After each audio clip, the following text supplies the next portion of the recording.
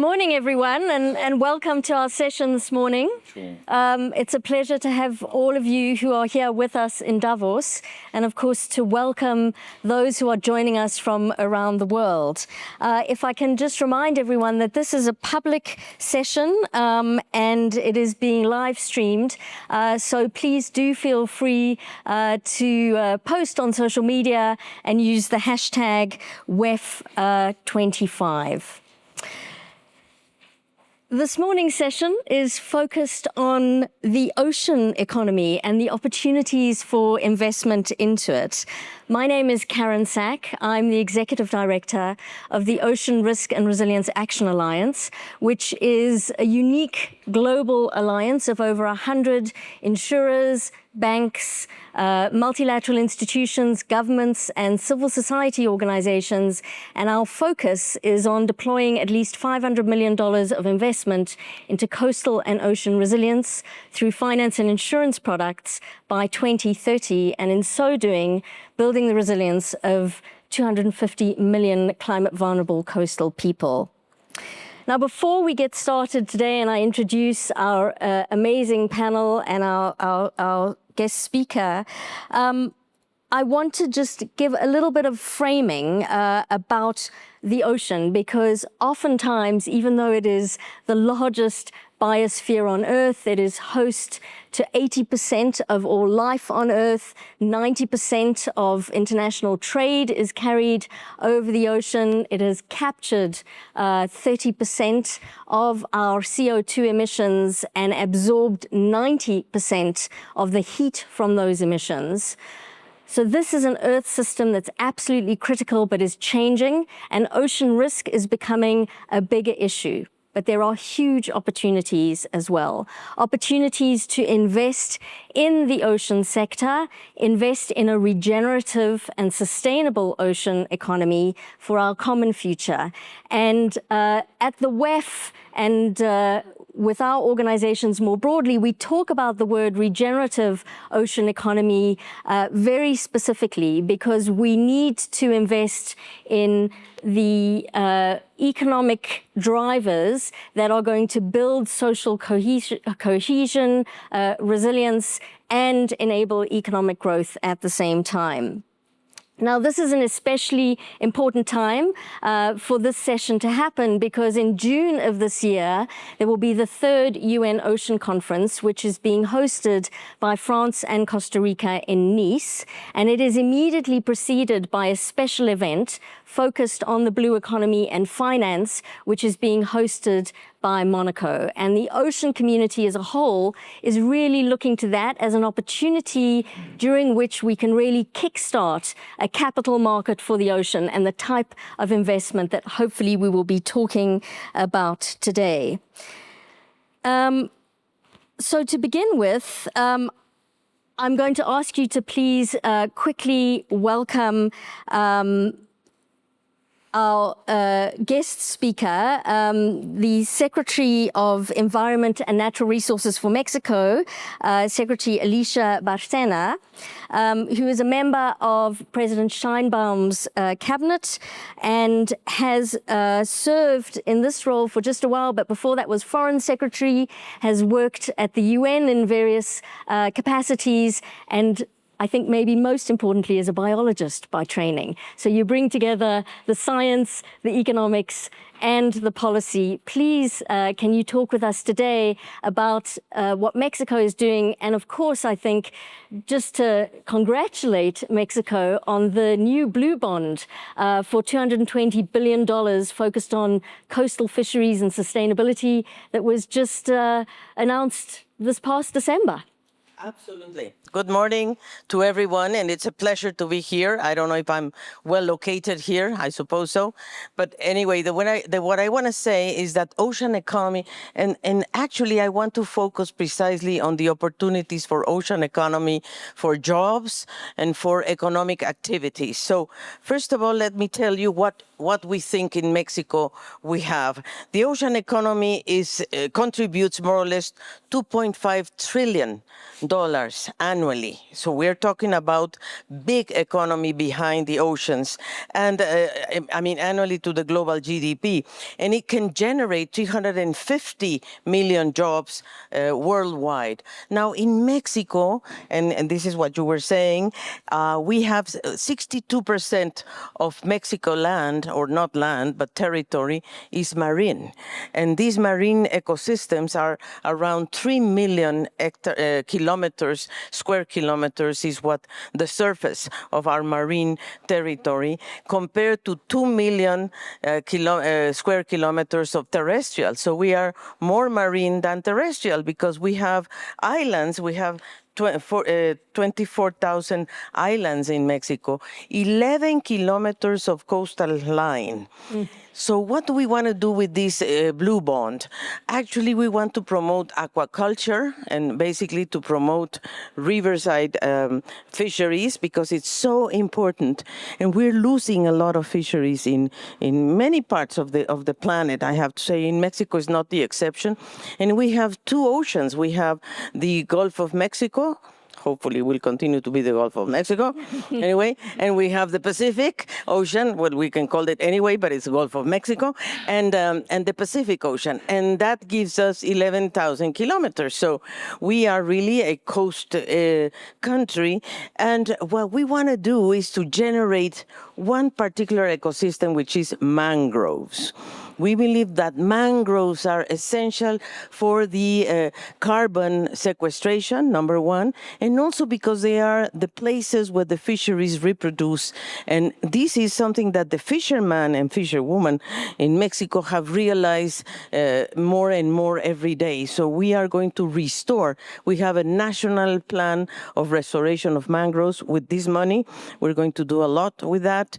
And of course, this is going to recuperate, restore aquaculture indeed. The second thing is tourism. We feel that, I mean, Mexico is a touristic area, but we want to do it together with the ocean and not against the ocean, which is more or less the things we have done in the past. And one of the threats we have in the Caribbean coast is sargassum. As you know, sargassum has become a very big problem. So now what we're doing with sargassum, first of all, we are treating sargassum as a fishery. We have to fish it in the sea, not after they have come already to the beach, because it gets toxic there. So we are going to open up a circular economy park in Quintana Roo to treat and to make a treatment to the sargassum. We have companies that are interested in this, and we're going to produce cosmetics and substitutes of plastics, which is another of the main threats in the oceans today. So sargassum is an opportunity. We're going to invest in that circular economy. We believe then that ocean can bring circular economy, tourism, fisheries, but we need to invest. And that's why we put together this blue bond. And I think I think in the world we only have 7 bonds, blue bonds, and this is one of them. So I hope that many other economies are going to join us to be able to have this type of financial instruments, because we need to support the local communities that live in the coastal area. Now, the main problem we have in Mexico, and I think in many parts of the world, is that we are competing with industry, and basically with the oil industry. So that's something that we need to put together, because we do have some conflicts there in the Gulf of California, that at some point, you know that Cousteau mentioned that the Gulf of California is the aquarium of the world, which I think it is. And so we need to protect that area quite a lot from other projects that can really bring some conflict. So thank you so much for your attention. Let me tell you that I think ocean economy is a great opportunity for the world today. Thank you so much. Thank you. Thank you so much for what an amazing way to start off this conversation, because there truly is an ocean of investment opportunities. And what the Secretary has described to us is where those opportunities are. And maybe what we could look at is some offshore renewables to combine into that mix as we move forward. And I know that Thomas will talk a little bit about that as we turn to our panel this morning. And let me very briefly introduce them. We have Barbara Carusel, who is the Group Chief Operating Officer and member of the Board of Management of Allianz. We have Thomas Thun Anderson, who is the chairman of Lloyd's Register Foundation. And Fred Chevalier-Tsao, who's the chair of the Tsao Pao Chi, or TPC Group. And I hope I didn't do a terrible job on the pronunciation of any of those. My apologies if I did. TPC is a Singaporean shipping company. And as we turn to our panel, you know, what was really interesting, we did some research, and I'm just reflecting on the Secretary's comments. We did some research last year, which indicated that per annum in 6 regenerative and sustainable blue economy sectors, there is about $550 billion of potential investment between now and 2030. So Barbara, I'm going to turn to you. Allianz is, I actually looked this up this morning, the largest insurance company in the world. You are focused on product development, on investments, and obviously on your internal operations as well. So as you look at this issue of an ocean that is changing, emerging ocean risk and vulnerabilities, exposures and hazards, which are the keywords, the 3 keywords for the insurance sector, where do you see those risks emerging, and where do you see the opportunities for moving forward in the sector? Yeah, thanks, Karen. Thanks for being here, and also thanks, Secretary, for this very interesting speech. I've been to Mexico. It's a fantastic underwater world, which we absolutely need to protect, not only there.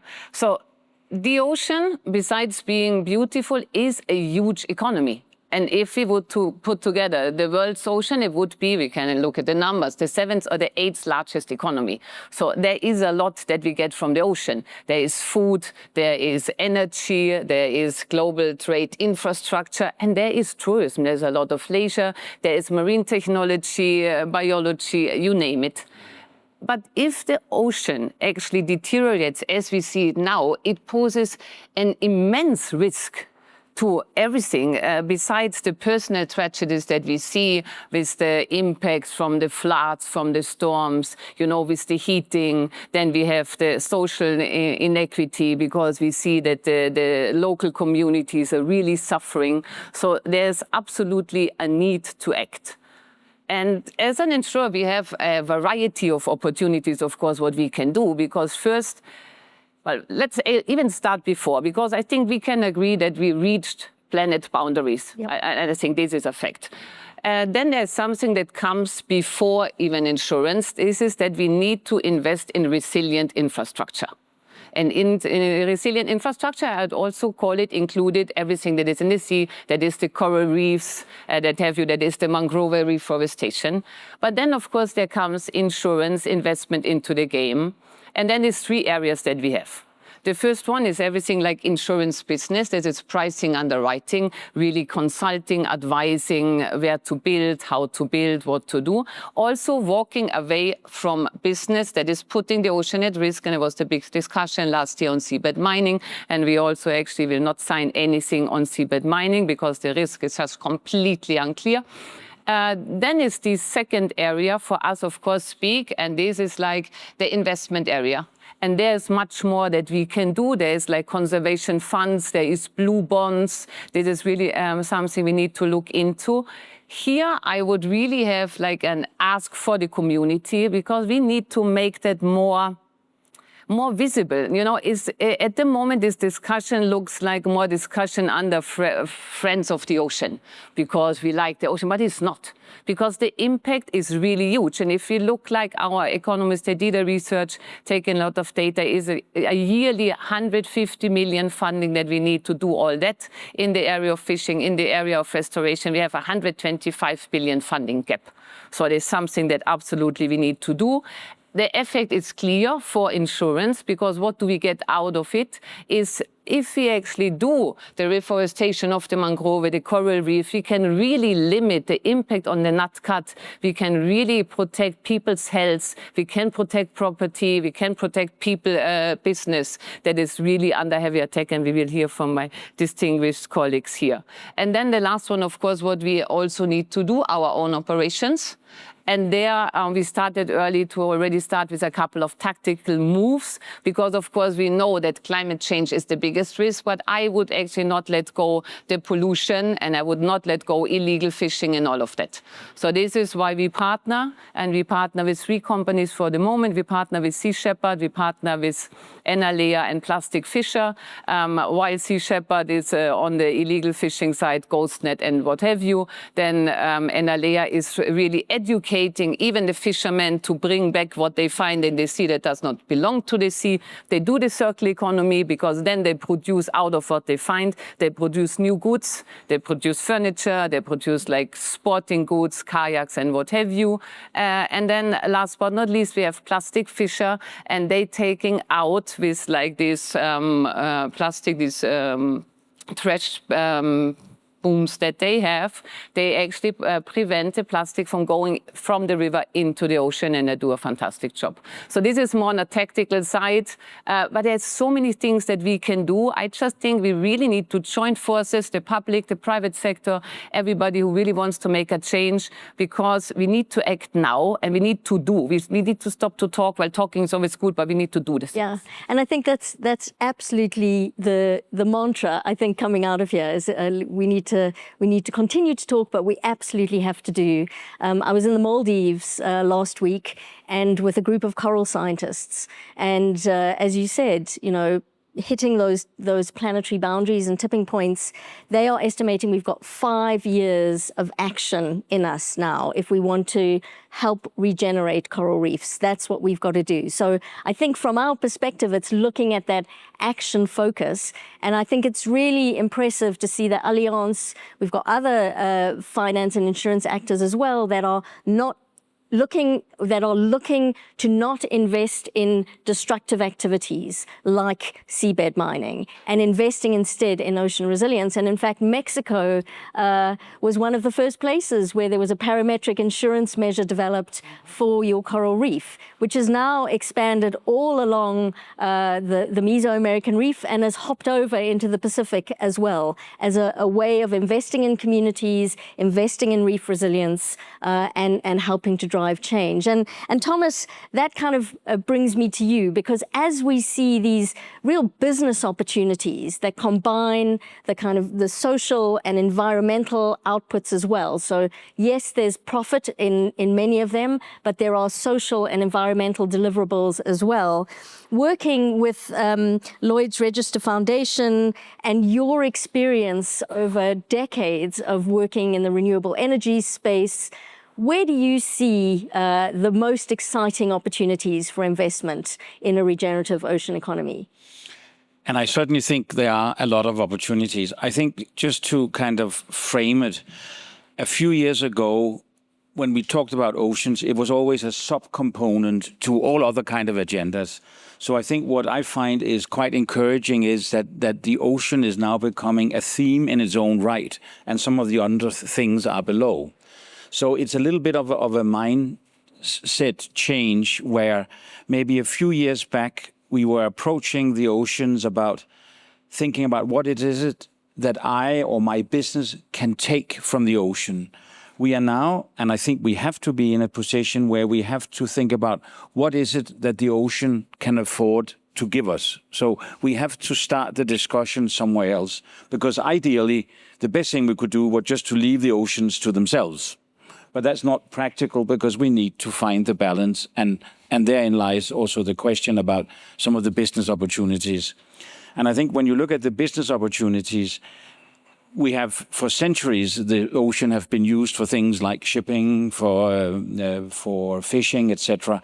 And there's a lot of things we can do better. And that in itself is a discussion about how do we do those things better with a smaller footprint, and or is there new technology, new business, and so on around doing these things. The maritime industry is different ways of designing vessels, different fuels, and all those kind of things.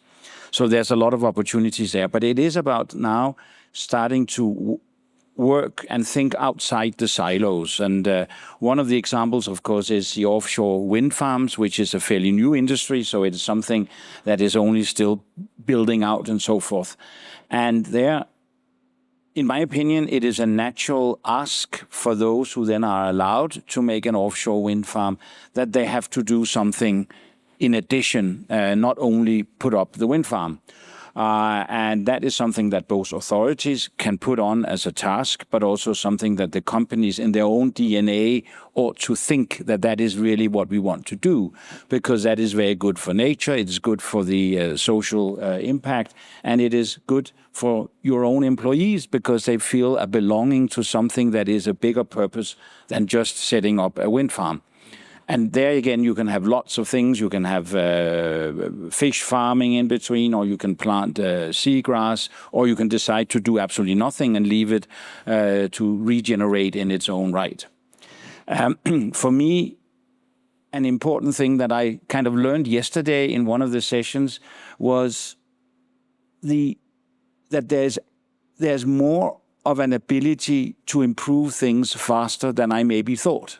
We had a presentation about planting seagrass. We had a presentation about how to regenerate coral reefs, where people were having an optimism that I didn't really initially have myself about the time it takes.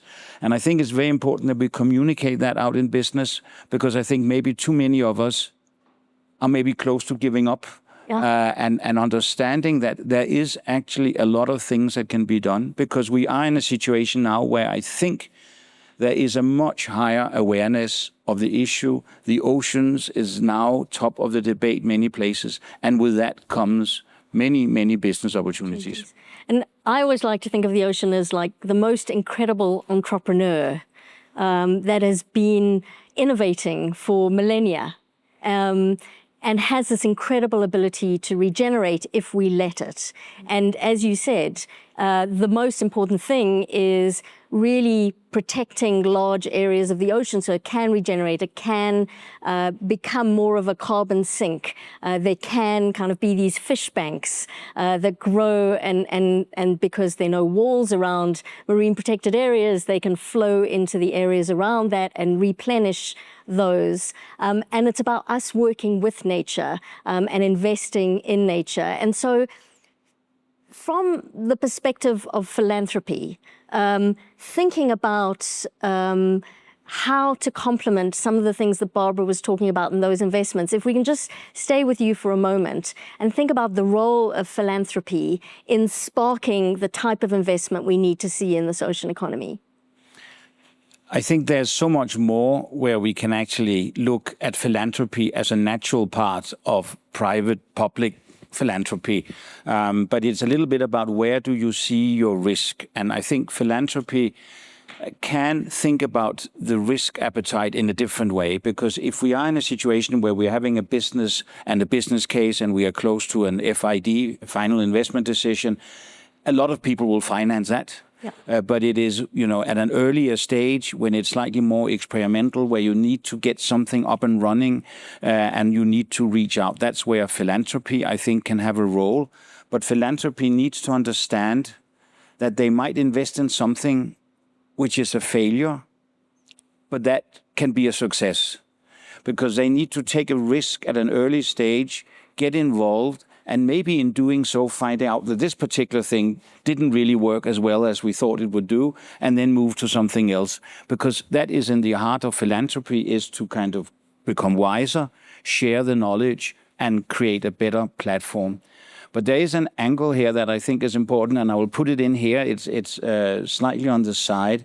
But one of the things that we as a foundation has been looking very much at, of course, is the not only the human impact, but actually looking at diversity and gender, etc., in the ocean, not in the oceans, but in the work around oceans, Yep. where there is kind of a very big distortion in the numbers, but to really try and promote how a lot of the things we look at in oceans are actually also opening up for different kind of jobs, different diversity, and with that, a different mindset that might even further facilitate the understanding of oceans. Yeah, it's so interesting. You know, this is really about working from beachfront to boardroom.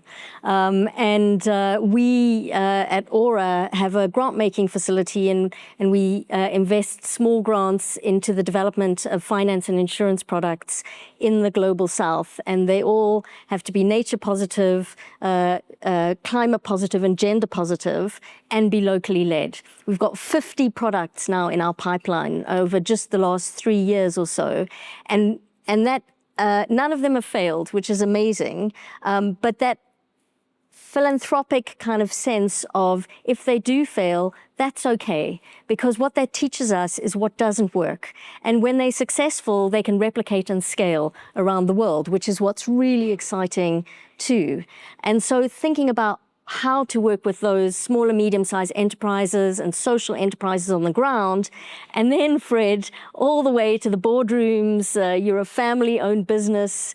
Tell us how a business like yours can lead in this space and use innovation really to break the mold so that we can drive the acceleration of investment into a regenerative ocean economy. Well, first of all, this is a very big system. We talk about a holistic approach and a systemic understanding and a systemic intervention. So first, we have to understand the whole system needs to evolve against a human challenge of sustainability and human wish of a new paradigm of well-being and happiness. The United Nations talking. So there's an alignment there. And so the whole system will reposition. When the whole system positioned, there's a process of deconstruction and there's a process of construction. And these two all gives opportunity if you see how the system is balancing in the whole picture. That's when coming to WEF and this gathering or these ocean summit is where you can explore and see a bigger picture and build awareness. So for us, for example, we talk about philanthropy. Traditional family business has a philanthropy side from family office, but now we see more and more the trend of business being philanthropy, like Lloyd's. But for us, we have a much more integrated approach. We have 3 philanthropy in the corporate besides the family philanthropy. One is environment, restore nature, addressing both rainforest issue and mangroves and other issues. And then we have another called Octave Institute that look at individual and social transformation and organization development. That is an environmental and social initiative that our executive must participate to integrate within the business. These are just different structure to deliver the result of business. And number 17, which is our main coordinating partnership, because it has to go through co-creation. Now, there's one big issue in the different supply chain, because while we're building a well-being supply chain, we're repositioning our industrial supply chain. And we found out because many years ago when we were fighting substandard shipping and safety issue, more than 2 decades ago, I chair International Shipping Association, work in IMO, and also get the different component in maritime, like shipbuilders and class, to really accumulate and talk. That's a very slow process. And I think here, while we are moving into building awareness, the industry must integrate themselves. So fishery or farming or even plastic issues, maritime of shipping and the classic thing. I see also, for example, is moving into circular economy, like our shipyards are now recycling offshore facility. And then we're now studying and converting the shipyard into scrapping of ships. So every unit must do, they need to share and find way, but we need to get the industry to drive this initiative together with government and together philanthropy. and to interface with philanthropy, business like ourselves set up philanthropic units so that they can work with them. So therefore, I think the next step is the work of industry like ourselves to get organized. Yeah, so interesting. You know, I was listening to a talk by Muhammad Yunus yesterday, and he was actually comparing the shift to net zero or zero carbon emissions to stopping smoking. He said the more of an addict, you know, if you're smoking 40 cigarettes a day, you might need to slow that down over a period of time. But if it's just 1 or 2 cigarettes a day, you can stop smoking more quickly. Well, in the analogy, we are smoking 40 cigarettes a day in terms of the harm that we are doing to the ocean. And so we've really got to move quickly and think about how we can make those shifts across business sectors. Secretary, I'm going to give you a slight warning that I might, if you're interested in responding to any of this, come back to you in just a second. But I wanted to think back then to, we've heard about, you know, mangroves and literally the quadruple bottom line that mangroves provide in terms of their resilience value, their nurseries for baby fish and other species, the toxins that they filter out from land before it gets into the sea, and then their carbon sequestration value. And I'm wondering, Barbara, as we look at some of the financial products that can be developed, some of the investments that can be made that are nature positive, if there's anything in terms of work that you've done on land that could be applied to the ocean space, or something that for you is really exciting in this space at the moment. Yeah, absolutely. So we already do that on land in various regions, and we have very good benefits there. And we actually want to tap now into the same on the sea. And there's a lot of opportunities, as we already have heard. What I would like to come back, what for me is even more important now, because I think there is a lot of data already, but we need even more. We need to have the data, because the people invest when they see the impact, the benefits, and that is not yet crystal clear. So I know there's a lot of effort that is going into that, but why not combining also, while we do this cross collaboration, we need to combine also with the tech people, because they sit on all the technology that can help us to look into this huge amount now of unstructured data that we need, because we need to take informed decisions, business decisions based on data. And I think this is a big opportunity. I think this community, what I said before, needs to open up more and understand where we could get help to actually increase the awareness. Because we are clear, we know what to do. It's just simply to get more data, to get the people aware, to make them understand what is under the blue surface. Because if what is happening under the blue surface would happen outside, now what happened here, everybody would start screaming. Yep. But since you don't see it, because the water usually is blue, sometimes it's a little bit different, the color, of course, but that's it. So I think that, I would rather go there. I would really ask for data. I would ask to reach out to the tech experts to understand how we can combine that, and then really start creating a huge awareness campaign. Yeah. It's interesting. We've working with our partners AXA, the University of California, Santa Cruz, and IHE Delft. We developed a coastal risk index, which looks at coral reefs and mangroves and their kind of resilience value. And it estimates that per annum, $363 billion worth of assets could be at risk as a result of a changing ocean. Now, as we've talked about, there are these huge opportunities to reduce that kind of risk. And there was some research done by the WWF several years ago, which showed that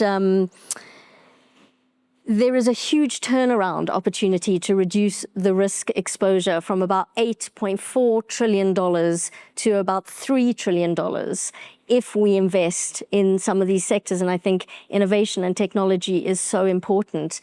But so too, Secretary, is the role of government in all of this and enabling the space.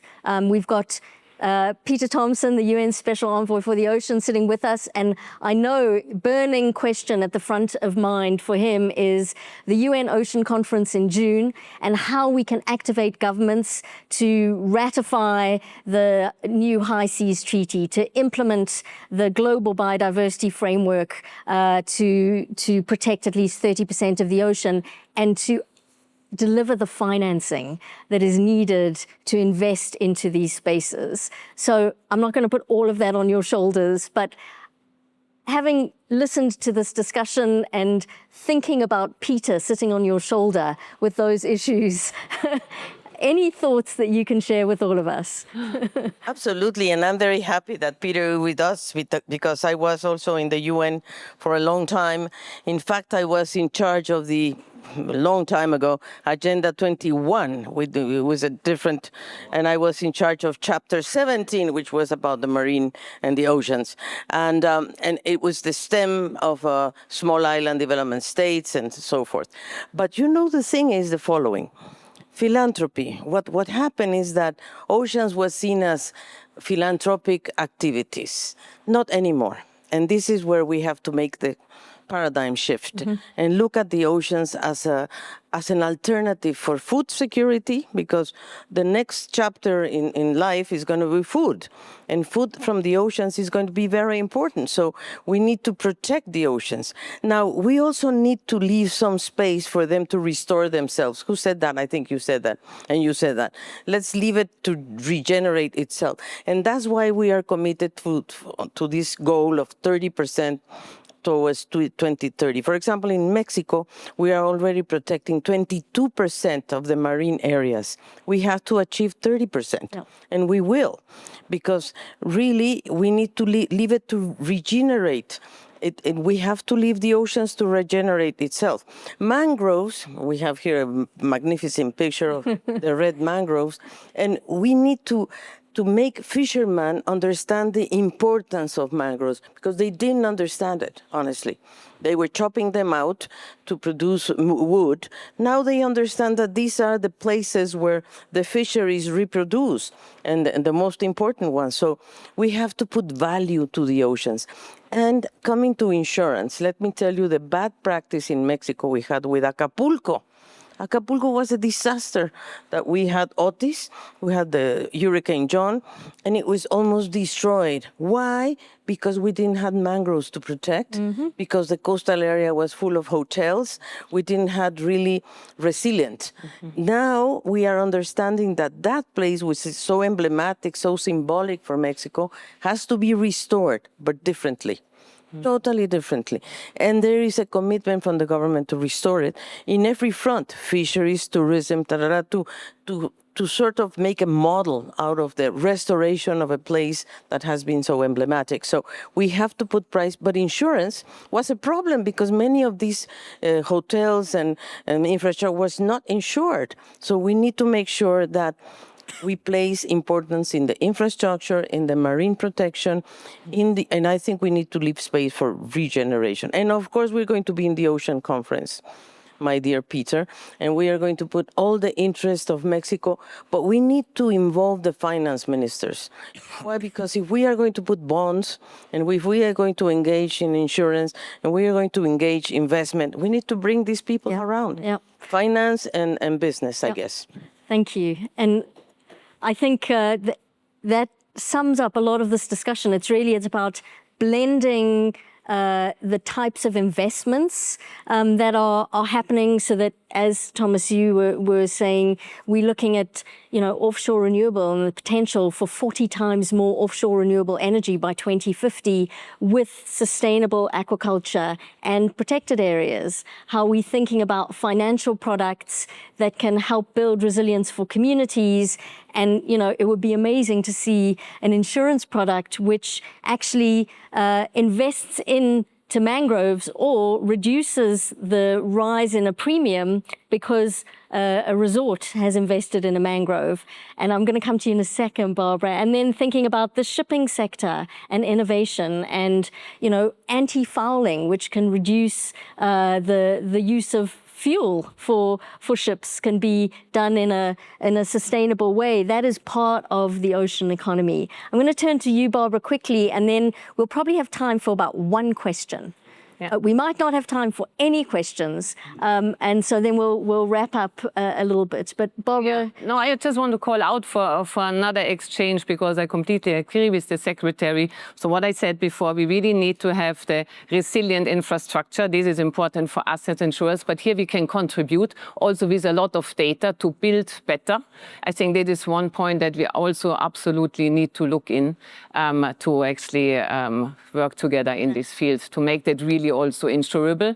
And on this also, I think data will help. And then in addition, we can also predict better, because now we are actually having a lot of like climate assessment tools, climate impact assessment tools, where we can work together. We can say about this region, this is likely what will be happening. And then we can also do prevention and prediction, which also we as an insurer like much more. We like much more prevention than cure. yeah, right, so better data, better decisions, better outcomes. And I think that is, yes. I just want to following up also on the collaboration, and also what Frank was saying about the industry that needs to work together. And I just wanted to call out that in doing so, we need some forums to try and bring people together.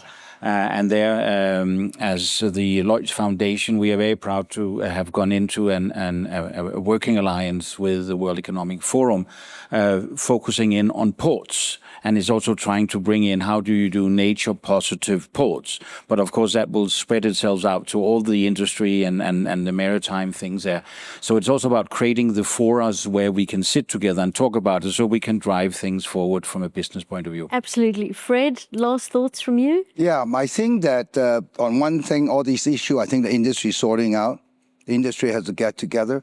But there are also different roles for money to come in. So industry, like ourselves, are finding solution. If we want to farm it, we need to preserve it. It's a complex thing in restoration. It deals with indigenous tribe. It talks about ESG village. It's a complex thing that not everybody wants to get in. Some will get in, like ourselves, with a nonprofit. However, you think about the money chain. What we can play in the industry is the best creating a business model that's viable. But then, how do you make it de-risk an asset class where the money can flow through? That's another player in the economic side that we can work with them, with industry, to create money going in most effectively and creating the money to go to the acupuncture point. And that's such a good note as we kind of close up. You know, yesterday, Standard Chartered Bank announced that they were joining the Back Blue Ocean Finance Commitment, which is an initiative that Aura and the World Economic Forum is working on to engage the finance and insurance sectors towards the blue economy and finance forum. We're going to recognize Alfredo Giron, who is leading the WEF's ocean work. And the three pillars of the work here on oceans at the WEF focus on accelerating the just transition, catalyzing an innovation ecosystem, and securing the conservation and restoration of natural capital. And I think this discussion today really embodies that. How do we engage the business sector with conservation, translate across the different sectors that we're working with, think about how we can activate different pools of capital, from de-risking with philanthropy and the public sector to active investments that are profit-driven by the private sector, but that account for social and environmental realities. Thank you all so much for joining us today. We very much look forward to continuing this conversation.